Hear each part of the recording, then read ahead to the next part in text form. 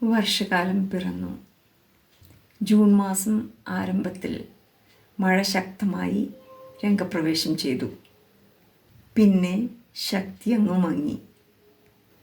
June അസ്തമിച്ചപ്പോൾ July ഉദിച്ചുയർന്നു. പൊങ്ങിത്താഴ്ന്നു വരുന്ന മഴയോടൊപ്പം തണുപ്പും കയറിയിറങ്ങി സഞ്ചരിച്ചു തുടങ്ങി. ഇന്ന് ജൂലൈ 11 കഴിഞ്ഞു. രാത്രികാലങ്ങളിൽ തണുപ്പ് അല്പം വർദ്ധിച്ചു തുടങ്ങി. കർക്കിടക മാസം പിറക്കാൻ ഇനി 5 ദിവസം മാത്രം.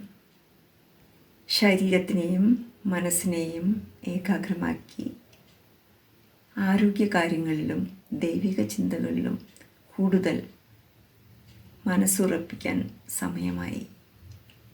പഴമയുടെ കരങ്ങൾ പിടിച്ച് ജീവിതചര്യകൾ ചിട്ടപ്പെടുത്തി ഞാനും ഒരുങ്ങാൻ തുടങ്ങിയിരിക്കുന്നു, ഏറെ നിഷ്ഠയോടെ. കർക്കിടക മാസത്തിൽ 32 ദിവസങ്ങളാണ് ഉള്ളത്. ഞാൻ ഓരോ ദിവസവും എങ്ങനെയാണ് ജീവിക്കേണ്ടത്? മനസ്സിൽ ഒരുപാട് സ്വപ്നങ്ങളുണ്ട്. 7 മണിക്കൂർ ശാന്തമായി ഉറങ്ങിയതിന് ശേഷം കാലത്ത് നേരത്തെ എഴുന്നേറ്റ് 2 ഗ്ലാസ് തിളപ്പിച്ച ആറിയ വെള്ളം ബ്രഷ് ചെയ്യുന്നതിന് മുന്നേ കഴിക്കണം. പിന്നെ തൈലമിട്ട് കുളിച്ചതിന് ശേഷം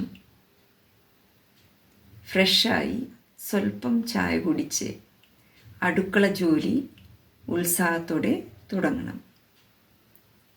അടുക്കള ജോലികൾ തുടങ്ങുന്നതിന് മുന്നേ 10 മിനിറ്റ്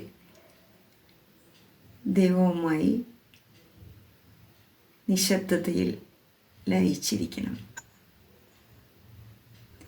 7 മണിക്ക് ഒരു ഇലാച്ചി ഇട്ട് 1 വിസിൽ മാത്രം കൊടുത്ത് വേവിച്ച ക്രസൻറ്റ് ഷേപ്പിലുള്ള 1 ഇഞ്ച് വീതിയിലുള്ള മത്തങ്ങ കഷ്ണം അല്പം കാച്ചിയ പാൽ ചേർത്ത് തണുത്തതിന് ശേഷം ജ്യൂസായി കഴിക്കണം.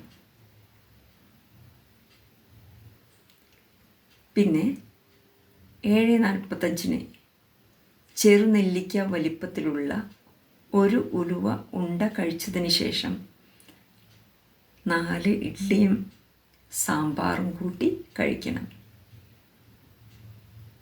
അതോടൊപ്പം 1 മുട്ട പുഴുങ്ങിയതും 1 എള്ള് ഉണ്ടയും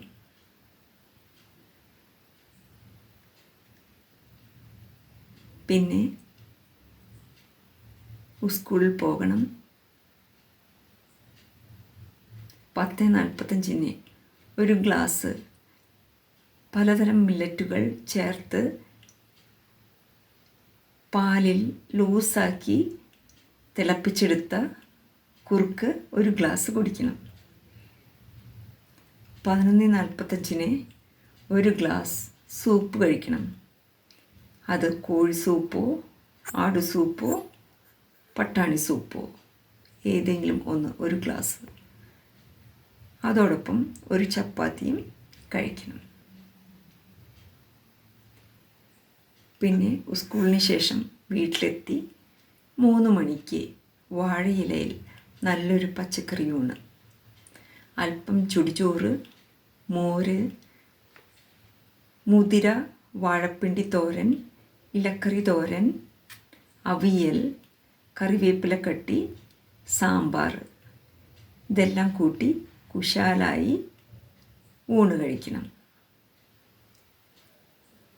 അല്പനേരം ടി വിയിലെ ന്യൂസ് കണ്ടതിന് ശേഷം 15 മിനിറ്റിന് ശേഷം 1/2 ഗ്ലാസ് നെല്ലിക്ക ജ്യൂസ് കഴിക്കണം.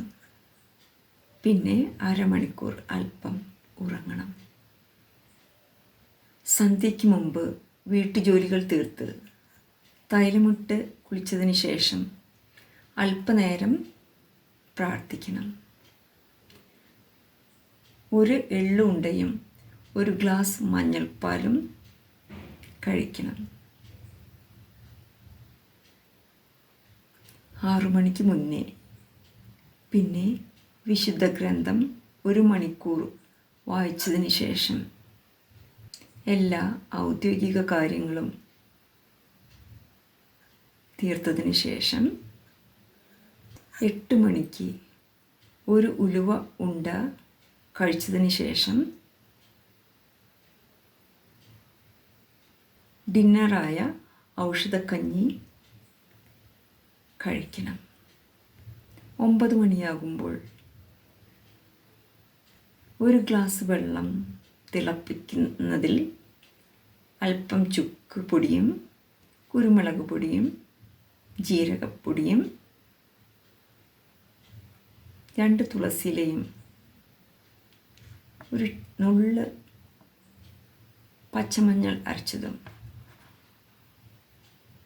ചേർത്ത് തിളപ്പിച്ച വെള്ളം അല്പം ചൂടോടെ കുടിക്കണം. ഒരു ഗ്ലാസ് 9:30 ആകുമ്പോൾ 9:30 ആകുമ്പോഴത്തേനും ആവി പിടിക്കണം.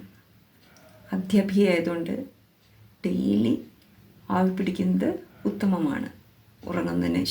ഉറങ്ങുന്നതിന് മുന്നേ ആവി പിടിച്ചതിന് ശേഷം പുറത്തേക്ക് പോകാൻ പാടില്ല. 9:45 ഒരു ചെറുപഴമോ അരഭാഗം നേന്ത്രപ്പഴമോ അര ആപ്പിളോ അല്ലെങ്കിൽ അല്പം പപ്പായയോ മാതള നാരങ്ങയോ കഴിക്കണം. അതിനുശേഷം ഒരു ഗ്ലാസ് ചുടുവെള്ളം തിളപ്പിച്ചാറ്റിയ വെള്ളം കുടിച്ച് ഉറങ്ങാൻ തയ്യാറാകണം.